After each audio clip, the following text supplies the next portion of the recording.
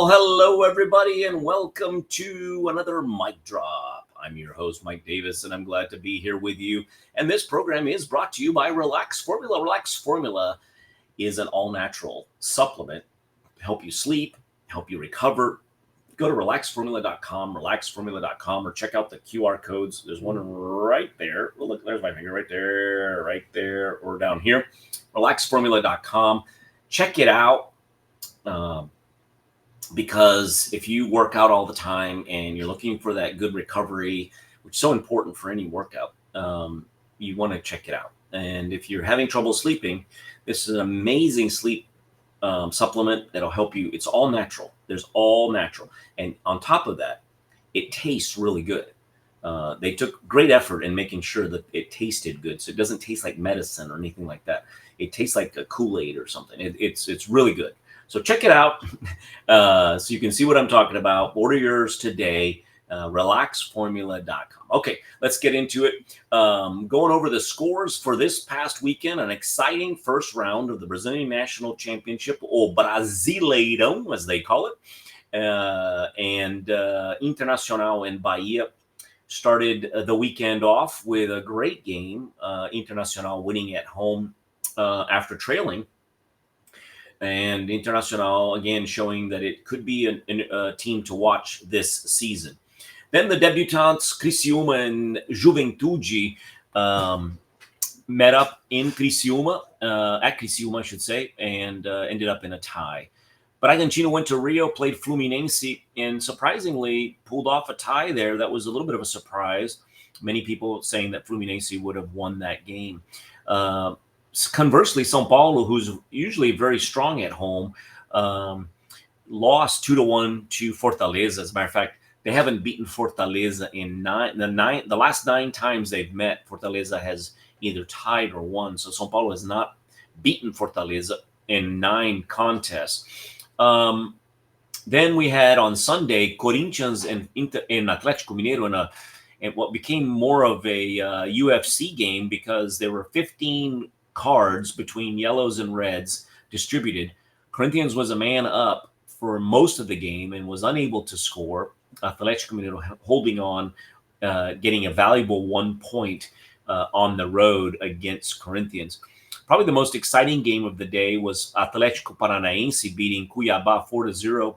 So a high-scoring game at home. And Atlético Paranaense is always very difficult to beat at home. Atlético Goianiense hosted Flamengo and actually played them pretty close. A lot of controversy in this game as Flamengo was awarded a penalty while the game was 1-1 at the very end of the game. A lot of pundits are saying that they were favored, and there are actually even memes of calling it the Flavar, because the VAR was so Flamengo in this game. Atlético made an official protest with the Brazilian Soccer Confederation, or the CBF, and there's a lot of still rumblings going back and forth after that. But Palmeiras walks away with the 3 points on the road, which was a good thing, because Atlético Goianiense looks like they're going to not be an easy team to beat at home. Cruzeiro came from behind and beat Botafogo in another game on Wednesday in Belo Horizonte. And Botafogo's coach, who just signed, is already under pressure because of the way they played.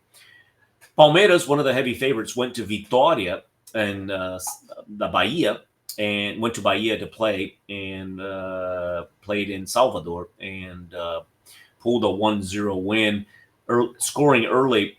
And Vitória had several chances to tie the game, and shows that they're not going to be an easy team to beat on the road.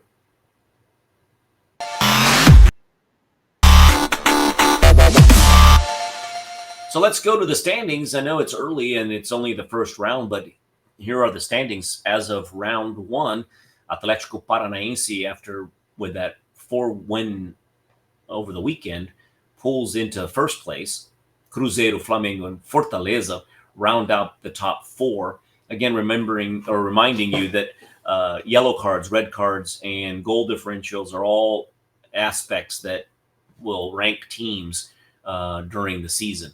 And the teams in blue on the left are the teams that would automatically go to next year's Libertadores Cup. So after 38 rounds, those that are the top 4 will automatically go into the Libertadores.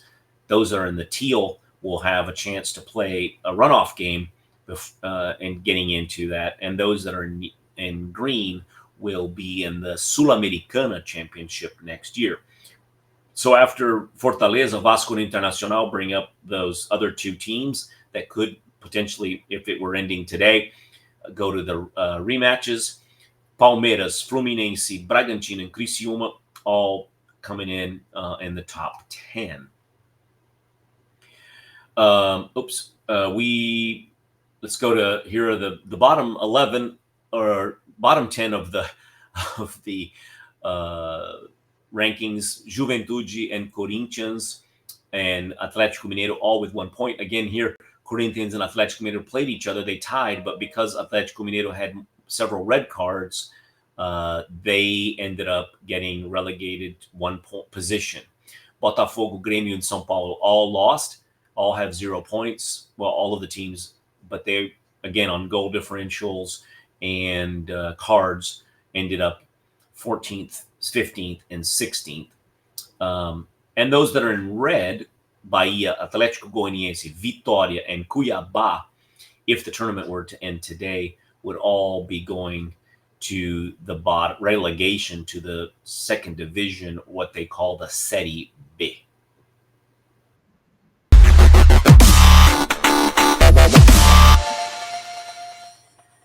So here's the look at the games coming up this weekend. Bahia plays Fluminense tomorrow, the 16th. And on Wednesday, we have a slew of games. Grêmio receives Atlético Paranaense, who comes off that 4-0 win, and with wind in their sails.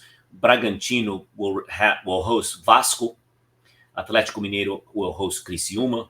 Probably the most interesting game of the midweek will be Palmeiras against Internacional Wednesday in São Paulo at the Arena Barueri. Palmeiras against Internacional. Fortaleza will host Cruzeiro. And another interesting game will be Juventude, one of the debutants, playing Corinthians, who had a lot of trouble with one man up. And now we're on the road. It'll be interesting to see what they can do creatively to score goals, because they were very unproductive even with a man up over the weekend. And then the other games on Wednesday will be Flamengo and São Paulo. São Paulo's coach heavily pressured right now to be ousted.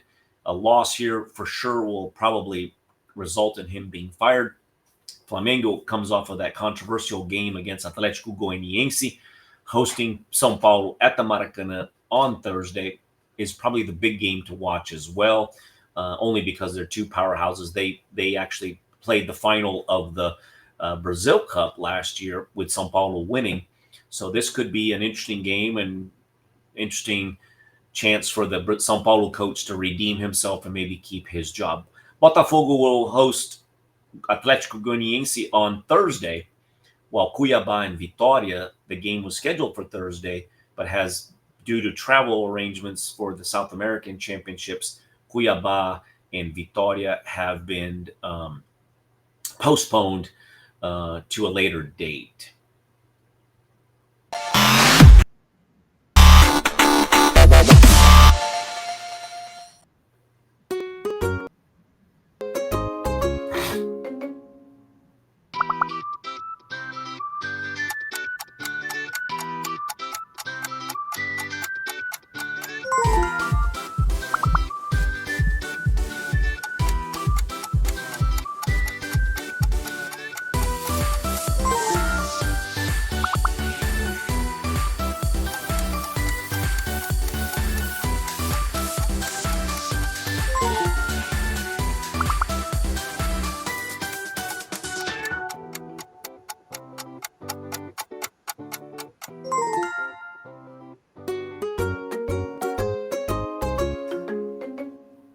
So, how did you do on those quizzes? I hope you did well. I hope you enjoyed it. I hope you had fun. That's what it's there for, is just to kind of break it up, give us a little bit of a pause on the other craziness of the day. We're talking about the Campeonato Brasileiro and some big news now that just happened hours ago. Palmeiras has just announced the hiring of a big striker or midfielder, excuse me, from the team Lazio. They actually covered Juventus'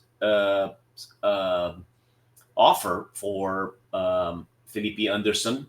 The 31-year-old midfielder has signed a 3-year commitment with Palmeiras starting in July, and a lot of speculation was that he was going to Juventus in Italy, but after 11 seasons, he will go to Palmeiras and add to the star-studded team. And that was a big news today in Brazil because nobody expected that to happen, and was quite a surprise, and has become the front page of most of the sports papers. In other news, it was very interesting. We were talking about earlier about the number of cards, particularly in the Corinthians Atlético Mineiro game. There were, I believe, 15 cards distributed in that game alone. But this past weekend's round is the most cards ever given in a tournament, and it's only the first round.